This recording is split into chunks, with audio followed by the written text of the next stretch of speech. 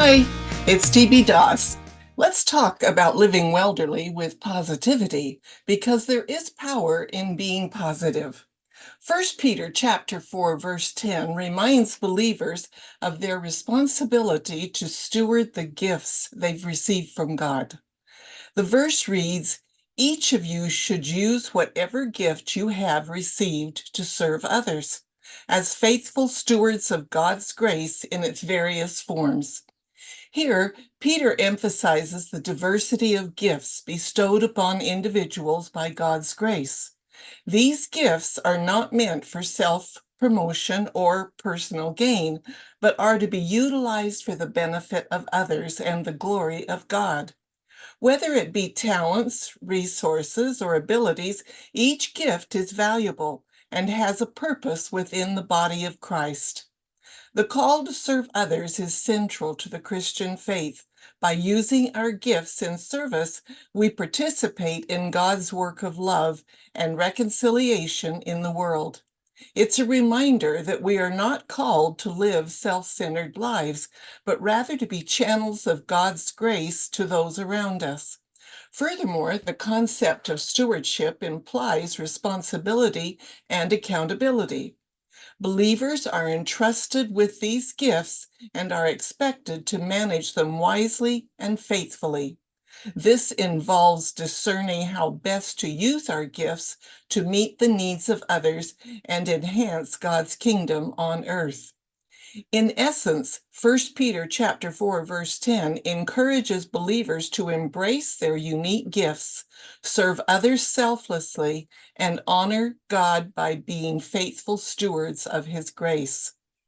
I've heard it said that 60 is the new 50, or the new 40, or even the new 30. People are living longer, and though chronological aging is inevitable, there are studies showing that biological aging can be changed. Elderly people are more active, more curious, and even more open-minded compared with the previous generation. A positive mindset allows seniors to age gracefully and enjoy a higher quality of life. Engaging in activities that promote physical and mental well-being, such as regular exercise and hobbies, can help counteract the effects of aging on mood and outlook.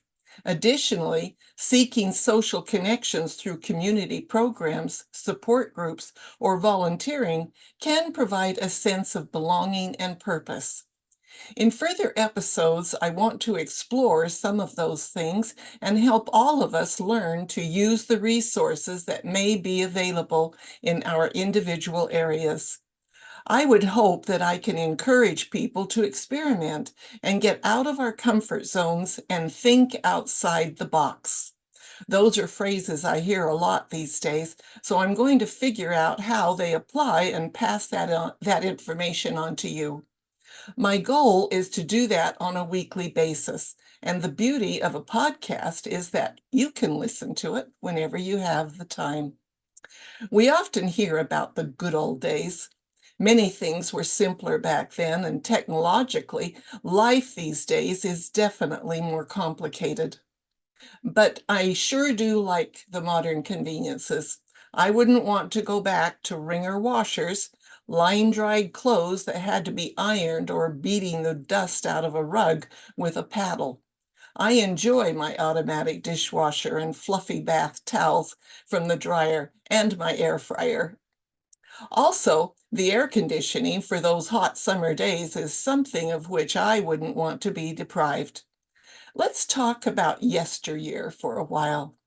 I was born in 1943 to first-time parents. I ended up with 4 sisters and a little brother, and one of my favorite memories is of our family sitting around our big radio at night, listening to a world that existed somewhere else. That is when I was first introduced to classical music. I didn't realize that the William Tell Overture was a lot more than background music to the Lone Ranger. I pictured in my mind a handsome man on his fiery horse, galloping with the speed of light, a cloud of dust, and a hearty hi-yo silver. and my mind conjured his faithful companion Tonto on his beautiful horse named Scout. And I learned a new word in another language, Kimosabi. This duo brought justice to the Old West. My favorite radio show was Big John and Sparky, and I happily sang along with their opening. If you go down in the woods today, you're sure of a big surprise. If you go down in the woods today, you better go in disguise.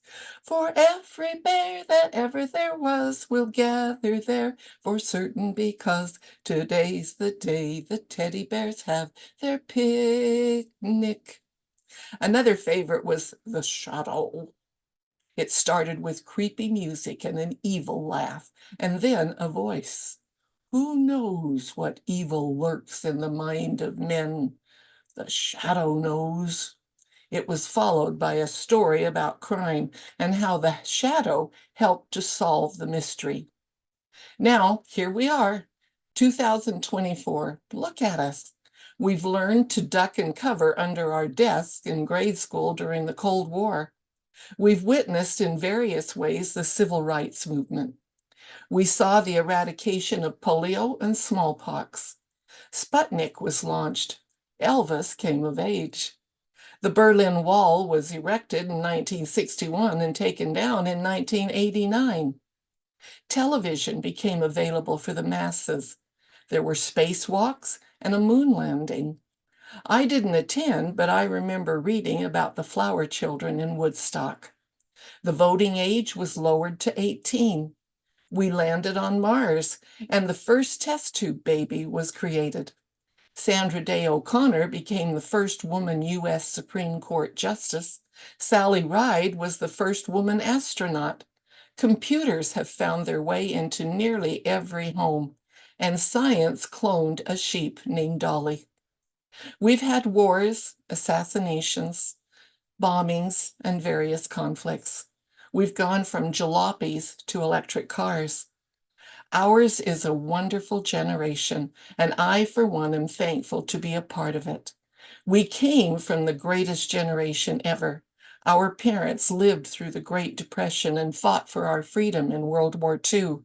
Many of us grew up as free-range children without worry or fear while meandering in our neighborhoods. Personally, I've gone from listening to the radio in the 1950s and reading books of make-believe to having this podcast, a YouTube channel, Instagram, and TikTok presences. I hope my media presence encourages fellow senior citizens to live our best lives and look for positivity and find enjoyment in living during this amazing point in history. Here's an example. Jadav Payang, also known as the Forest Man of India, is an environmental activist and conservationist whose remarkable dedication to reforestation has earned him global recognition. Born in the Indian state of Assam, Payang has spent the majority of his life single-handedly transforming a barren sandbar on the Brahmaputra River into a lush, thriving forest ecosystem. Every day since 1979, he has planted a tree. He is now 65 years old and has spent the majority of his life giving back to the world by planting a forest. In the early 1980s, Payang was deeply moved by the devastating effects of erosion on his homeland and decided to take action. Armed with determination and a profound love for nature, he began planting trees on the barren sandbar, starting with bamboo saplings. Despite facing skepticism and hardship, Payang persisted in his mission, nurturing the fledgling forest with his own hands.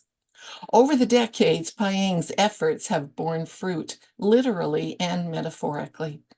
The once desolate sandbar is now a sprawling forest spanning over 1,360 acres, teeming with diverse flora and fauna. His forest, known as the Molai Forest after his nickname, has become a sanctuary for numerous species, including elephants, tigers, rhinoceroses, and deer, transforming the landscape and providing vital habitat for wildlife. Every bamboo tree on this land was lovingly planted by Jadav after he witnessed the local wildlife population suffering due to a lack of shade. Thanks to Jadav, the environment in his area is cleaner and the animals have a safer and more comfortable place to live. He saw a need and did a little bit every day to fill that need. He has a positive attitude. Payang's story serves as a powerful testament to the impact of individual action and the potential for positive change, even in the face of seemingly insurmountable challenges. The next thing I want to do is to tell you about my book. It's about an old house with lots of character. Brooks is the name of the house, and he has even absorbed the souls of many of his past residents. He's not scary. In fact, each chapter starts with wisdom, and it's applied to anyone in their earthly journey. For instance, chapter 1 starts with this: honesty and integrity are the foundations of good character. Always strive to do the right thing, even when it's difficult. Now, Brooks might expand that by saying, well, now let me tell you a thing or two about honesty and integrity, my dear. They're the very foundation of a person's character, the bedrock upon which everything else stands. See, in life, you'll come across all sorts of trials and temptations, but it's how you handle them that matters. Always strive to do the right thing, even if it means taking the hard road. That's the true mark of a person of substance. When you live your life with honesty and integrity, you earn the respect and trust of those around you. And let me tell you, there's no greater legacy to leave behind than that. I'm going to leave you today with something to laugh about. Remember, it's better to grow old with a sense of humor than to grow old with no sense of all. Look around you. There's always things to laugh about. Here's a humorous story to ponder. An elderly gentleman had serious hearing problems for a number of years. He went to an audiologist, and it was determined that he would benefit from wearing hearing aids. So he was fitted, and the devices allowed him to hear 100%. The elderly gentleman went back in a month for a follow-up. The audiologist was happy to hear that the patient was satisfied and said to him, "Your hearing is perfect. Your family must be really pleased that you can hear again." The gentleman replied, "Oh, I haven't told my family yet. I just sit around and listen to the conversations. I've changed my will 3 times." I'll be back next week. In the meantime, don't forget to push the like symbol and be sure to subscribe so you don't miss anything. I have other platforms, including my podcast, YouTube, Instagram, and TikTok. If you have any suggestions for future shows, put them in the comments. I promise I'll read them all. Have a wonderful day. Living Welderly with positivity. Bye.